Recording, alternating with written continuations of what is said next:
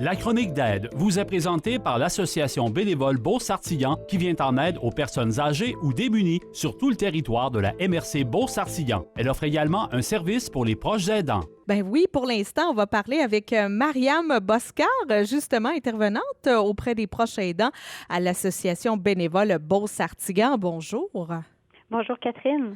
Hey, on va rappeler d'abord le rôle au sens large de votre association. On le dit brièvement dans cette introduction, mais ce que fait concrètement là, l'Association bénévole Beauce-Artillon. Concrètement, je dirais qu'en la majeure partie de l'association, c'est pour le maintien à domicile des aînés ou leur qualité de vie. Donc, il y a des services de promotion de la santé, d'activité physique. Là, présentement, pendant le temps du confinement, ça s'est transformé en plateforme web avec des lives en ligne, avec des activités à faire tous les jours. Normalement, c'est aussi des groupes de marche, des groupes de vélo, des exercices privés de convalescence. Donc, il y a cette partie-là. Il y a la partie popote roulante. Pour la MRC de Beauce-Artillon, c'est notre responsabilité. C'est sûr qu'il y a eu des changements. Il y a encore des changements dus à la pandémie, mais c'est un service qu'on commence à réinstaller. Il y a un service en temps normal de visite d'amitié et de répit bénévole qui a été suspendu, qui a été transformé en téléphone bénévole pour la pandémie, mais qui va redémarrer prochainement. Et il y a un service de transport médicaux pour les gens qui ont des rendez-vous médicaux et qui n'ont pas les moyens de se déplacer, qui est suspendu aussi en ce moment, mais on fait tout ce qu'on peut pour pouvoir le redémarrer dans la sécurité de nos bénévoles et des bénéficiaires.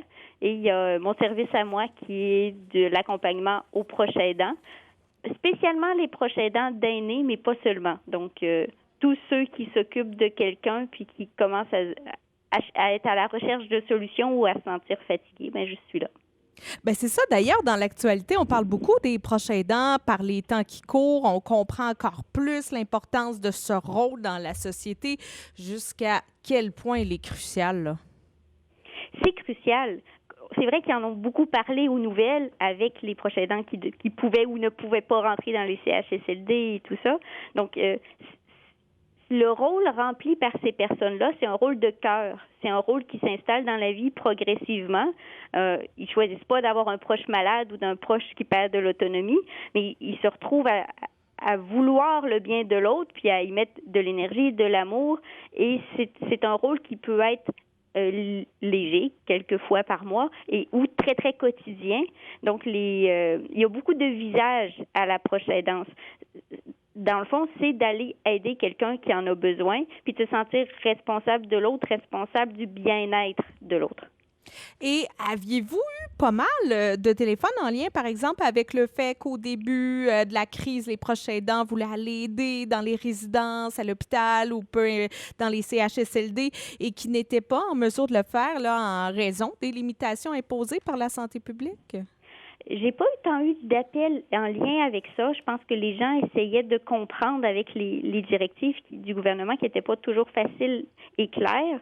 Je dirais que dans les gens que je suis, ceux que j'appelle régulièrement, il y en a qui ont trouvé ça très difficile.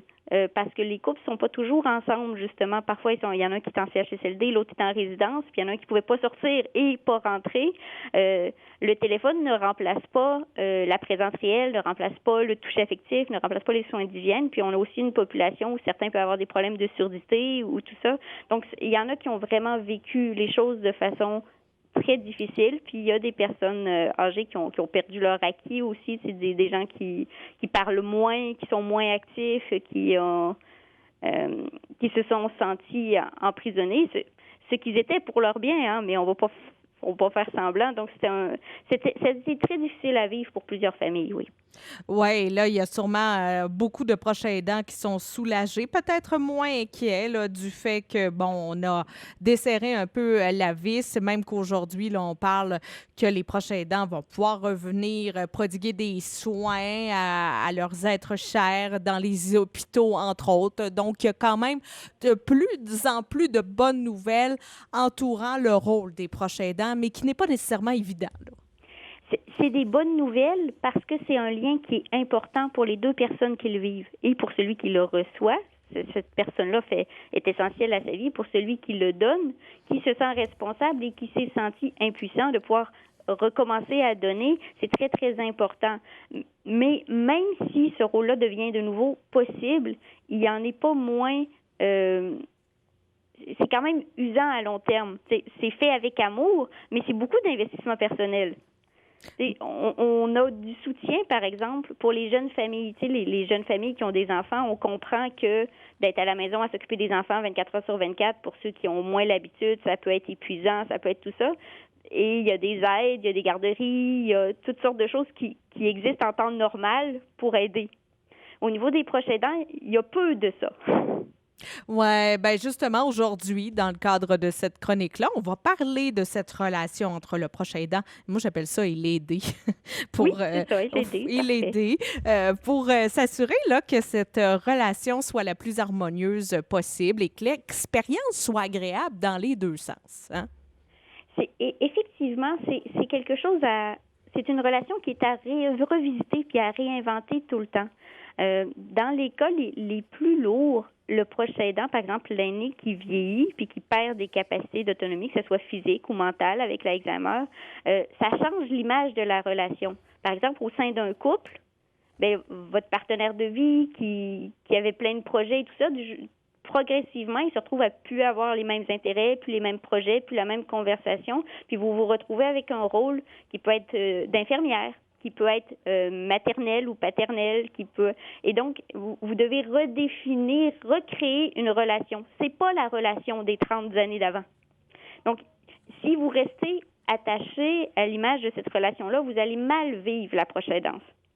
Parce que vous allez toujours être dans la frustration, la déception de l'autre qui est plus ce qu'il était, puis de la relation qui est plus ce qu'elle était. C'est la même chose si c'est votre père, votre mère ou un enfant handicapé, par exemple. Il n'est pas ce que vous auriez aimé continuer à être, et la relation n'est plus la même. Parfois, elle ressemble plus à une relation de couple. Dans d'autres circonstances, elle peut s'approfondir. J'ai des proches aidants qui m'ont dit je partage plus d'intimité avec ma femme depuis qu'elle est plus capable de se laver toute seule, par exemple. Donc, ça dépend.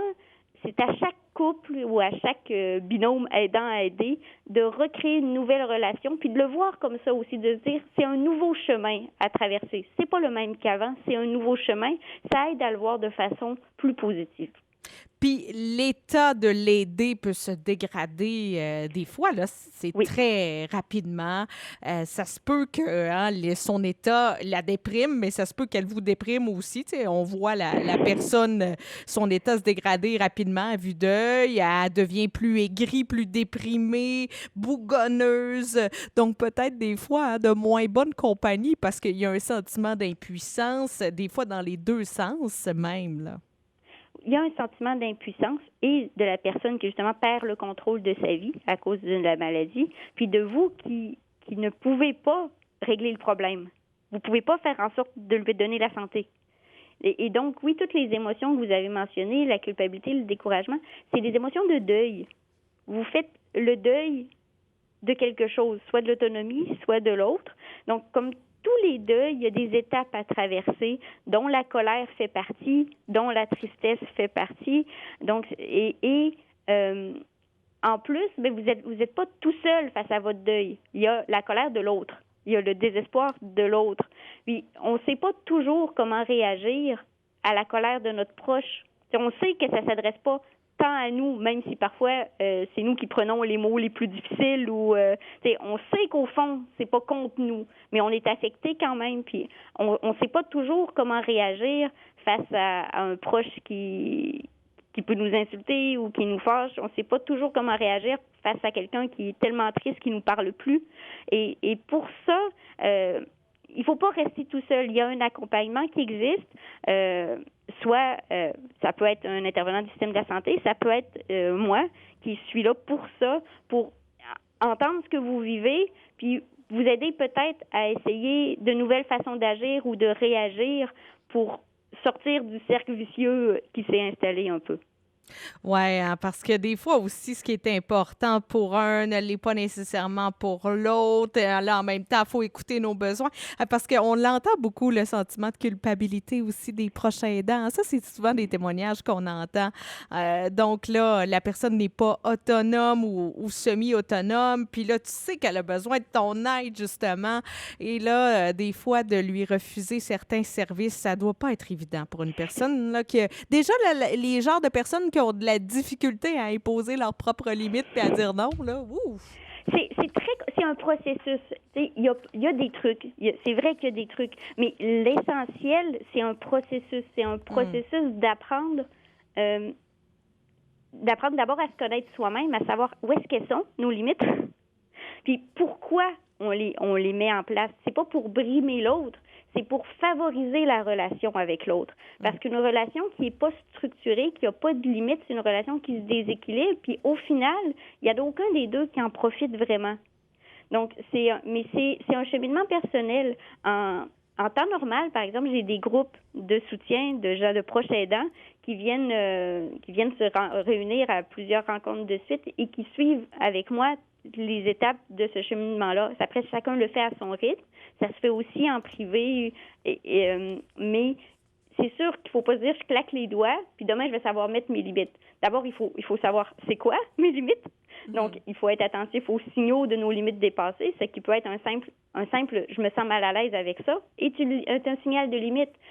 Une limite, c'est pas nécessairement là pour être dépassée, c'est parfois là pour être écoutée. Puis, réussir à dire non aux proches, vous parliez du sentiment de culpabilité, il faut changer sa perception du non. Je dis pas non à mon proche pour lui nuire. Je dis non à mon proche pour que la relation soit plus solide pour moi et pour lui dans l'avenir, que je m'épuise pas, puis qu'il grandisse à travers ça. Les proches aidants ne sont pas, les aidés, surtout les aînés, ne sont pas des enfants, mais pour faire un parallèle, un parent qui va dire non à son enfant, c'est pas pour le mal de l'enfant. L'enfant va apprendre à travers le non à parfois s'autonomiser, à parfois trouver d'autres solutions, à parfois être plus créatif. Donc, c'est un peu la même façon de percevoir un non qu'on ferait à quelqu'un qui a besoin de nous. Même s'il n'obtient pas satisfaction immédiatement, la satisfaction différée ou la satisfaction différente peut lui permettre à lui aussi de faire un cheminement sur lui-même, puis d'apprécier après plus que ce que vous faites pour lui, parce que c'est plus un dû, c'est aussi quelque chose qu'il reçoit. Donc, pour les proches aidants également à la maison qui nous écoutent actuellement, une personne qui a besoin de soutien, qui a besoin de votre accompagnement, de vos services ou encore pour obtenir des trucs là, de gestion des émotions, ben, ils peuvent vous appeler, puis c'est gratuit là, au 228-0097. Est-ce que j'ai le bon numéro? Oui, c'est parfait. Le 228-0097 ou le 228-0007, c'est gratuit, effectivement, puis ça me fait plaisir. J'ai pas toutes les réponses, mais je vous aide à trouver les vôtres. Ben, merci beaucoup. On se reparle la semaine prochaine. Parfait. Merci, Catherine. À la prochaine. Merci. C'est Mariam Boscar, intervenante auprès des proches aidants à l'association bénévole Beauce-Sartigan. Bénévole